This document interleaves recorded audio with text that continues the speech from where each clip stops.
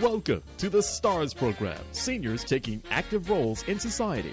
And now, here's your host, ANITA FINLEY. Well, we're really happy. We always are happy to have people who represent the finest caregiving companies. People who really do bring care, comfort, and buckets of smiles. That's what your ad says. I love that. And you know, when you think about a person who's living at home and they don't normally see anyone, you know, except that maybe a family member comes, but a company like yours is not just helping them with their, you know, their health needs. It's, I think, social needs and friendship and Correct. right. And so they have. So I mean, how would it be for you or for me to be home and nobody's there? Can deal with it. That loneliness does impact your independence, because if there's nobody there with you to have a conversation or to complete an activity, you really decline in the way you go about your day and your independence. And you know, if you don't use it as we age, we will eventually lose it. So having someone there as a companion, somebody to do activities with you, help you with your daily routines, and to have a conversation really does keep everything active.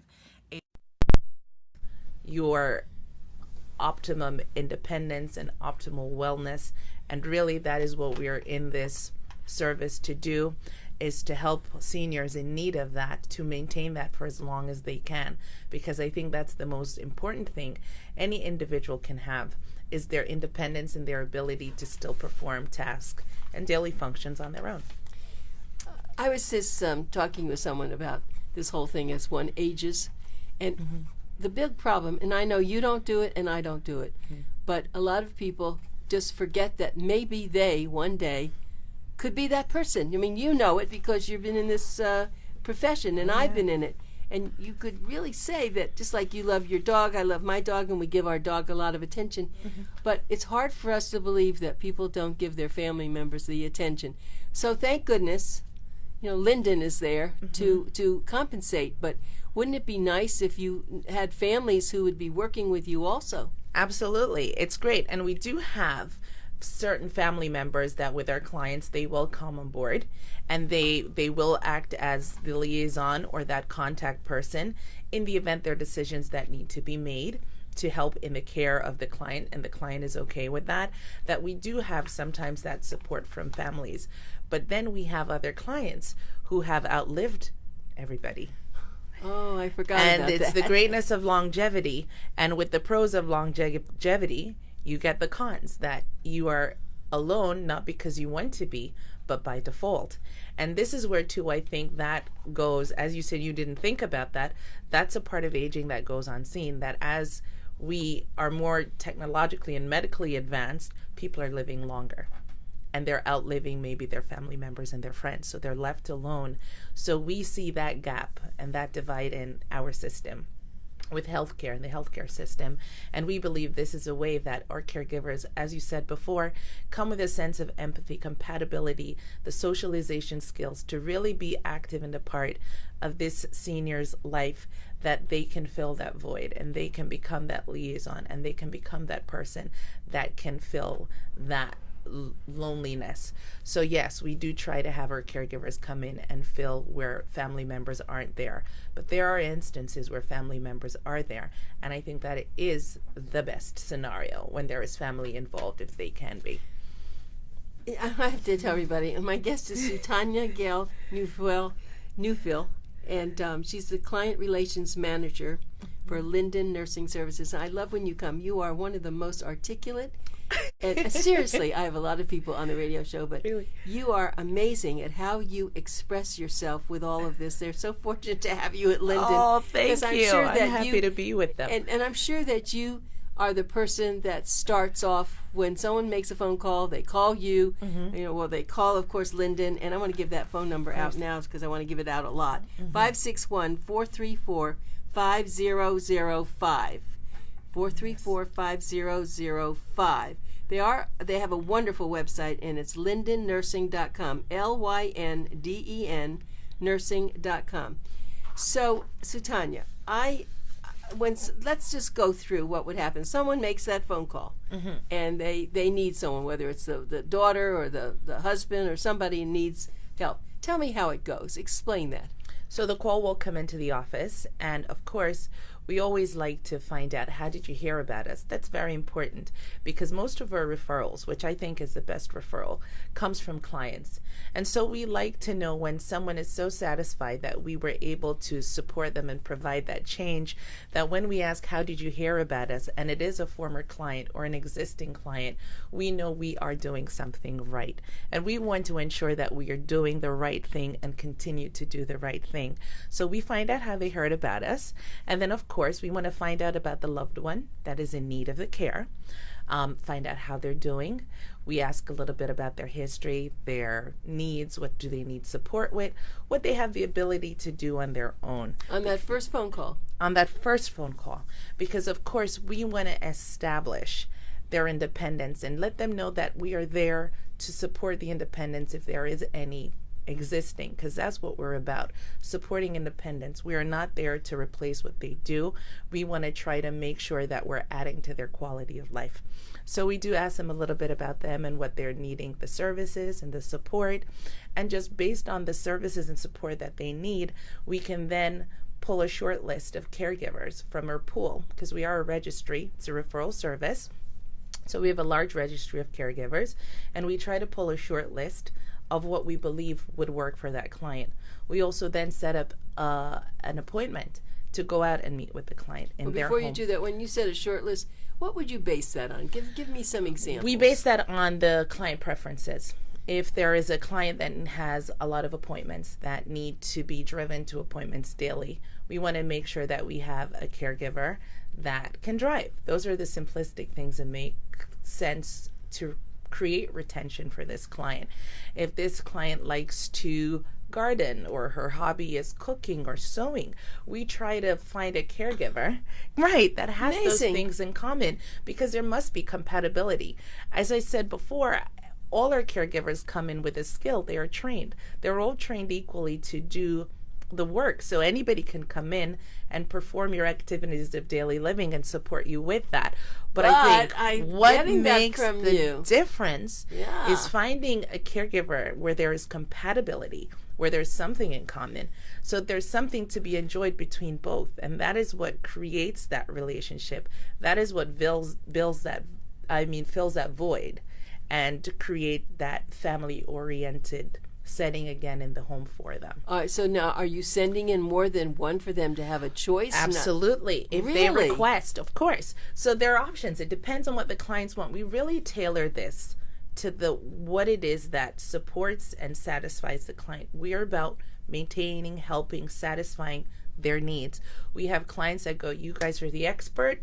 You select someone for me, have them come in. We have others that like to have a say in who comes into their home, as they should. And then we would normally set up a couple of meetings. So we don't really consider them people, right? Right. We don't really consider it an interview, but what we consider it is like a meet and greet. Oh, okay. To see to see what it is that you have in common, if you have a preference, a like or dislike. And we do send in a couple of candidates to clients that request. I love that. Meeting the age before. So now, they say, okay, that's the person I want, right? All right. So then what happens after that? So then after that, we of course find out the times and days that they're looking for the support and really confirm exactly what support is going to be needed. Of course, this is something that we do consult with their physician to make sure that that is approved. Oh, you do? We do. We do. It's care. And so our aides have to follow a care plan. And that is initiated by a physician. He That's is to fabulous. sign off. I never heard that before. So we make sure that we do it in that way that they are being provided the services needed. Mm-hmm. Okay. Now, so then some people don't need as much as others, right? Some Correct. people, as you said, they just maybe they want to be driven places or something, but then there are people who really need a lot of care.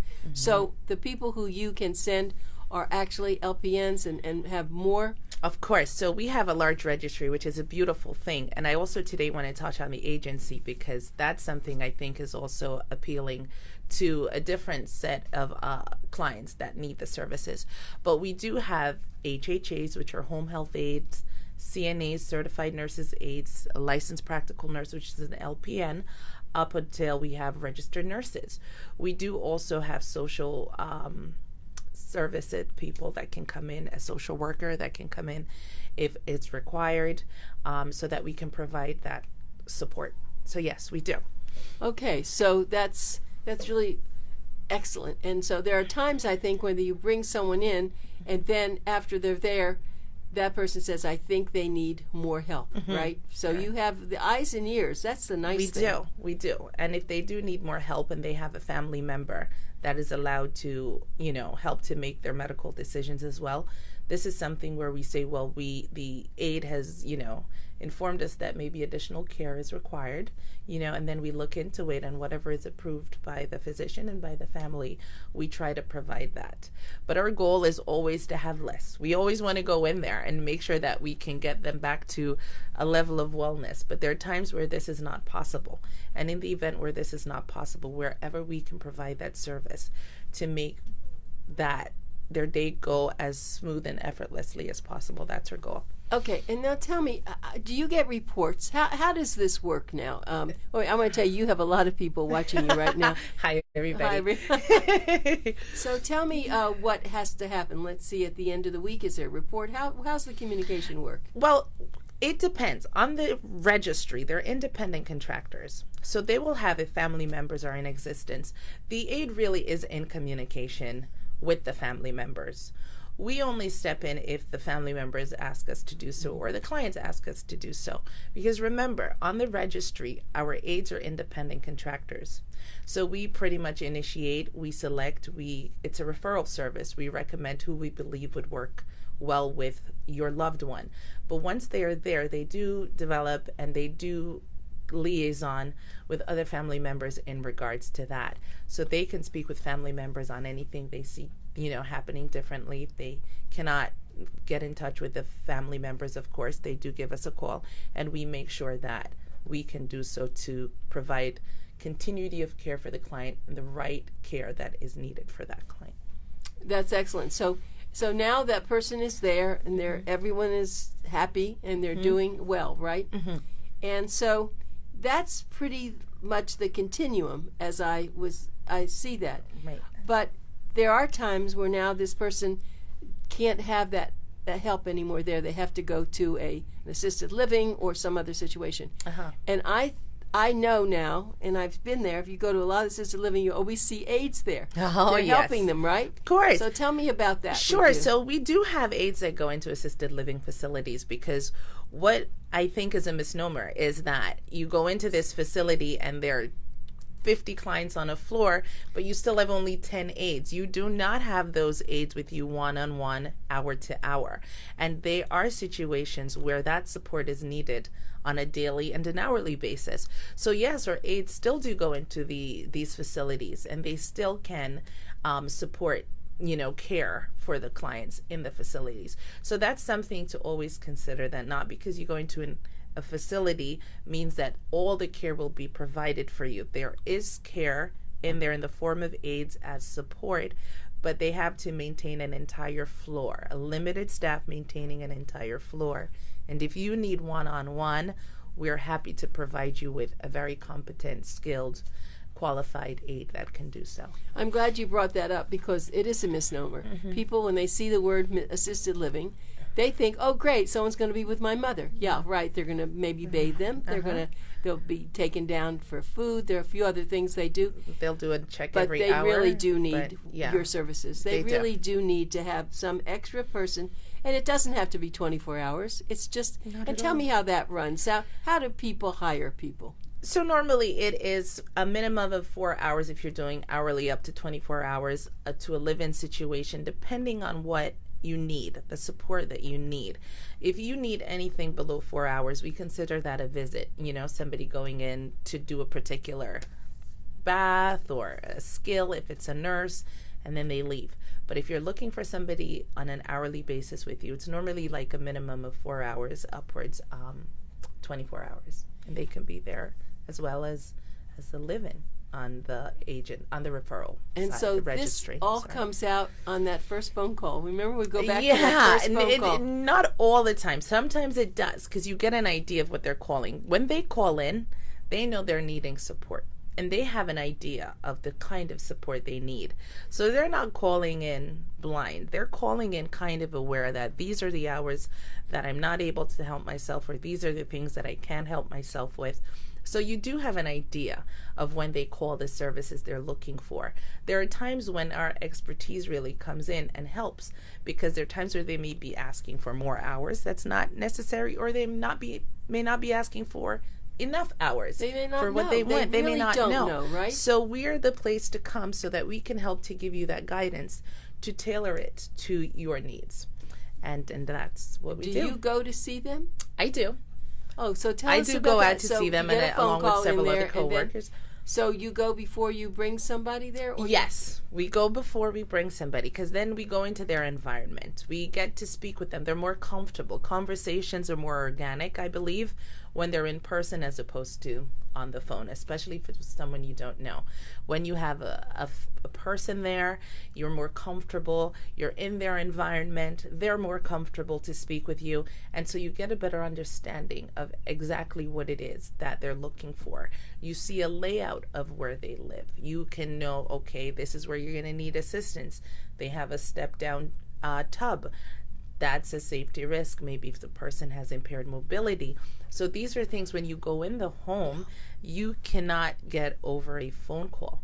But you go in the home and you see that, and you go, they didn't mention before they needed assistance with bath, but now they may need an assistance with bath. You are having a step-down bath, and you're impaired mobily. So that's where we go in and get a better understanding and a better feel to tailor the care to the client. So do you have male and female We do. people? We and tell do. me how that works.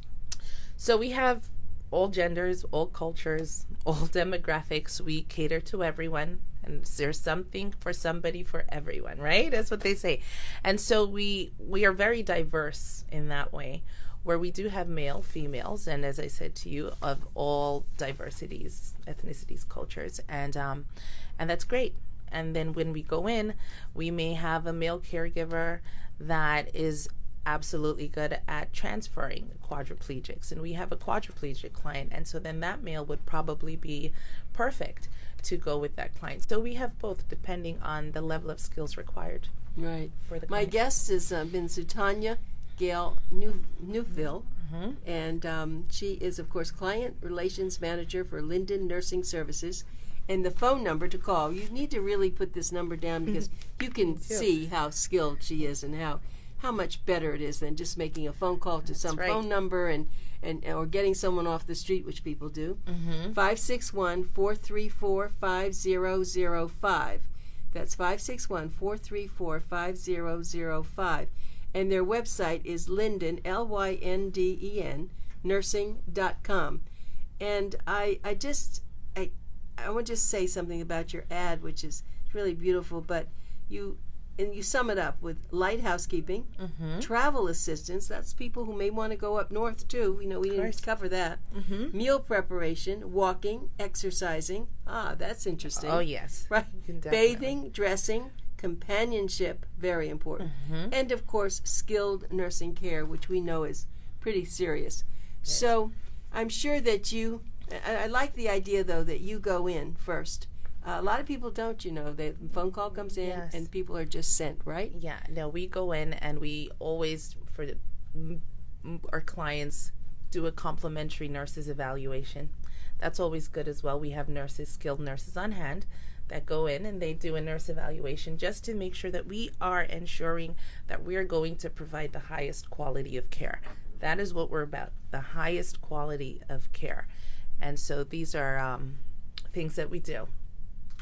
Well, I think you should feel very good about yourself when you go home and you know that you've done something. It is rewarding. Yeah, it is. It's a very rewarding absolutely. service.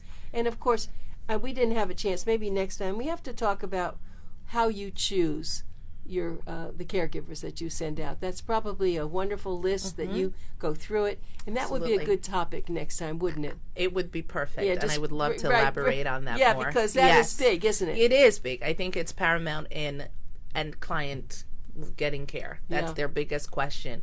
Who will be coming to me? So well, and then but it's almost like you have to really go over the. Everyone wants to work for you, but in a sense, but to be referred, but they may not all be appropriate. And that's right. And you have to. I know how you are. You're thinking, I'm not putting that person. This person, right? Yeah, we just have to make sure that there is compatibility. That there's the right aid for the right client. Right, absolutely, aid for the right it's client. important. I loved it. Well, SUTANYA, thank you. It's been wonderful talking with you for having again. me. It's always a pleasure being here. Yeah, thank you so much.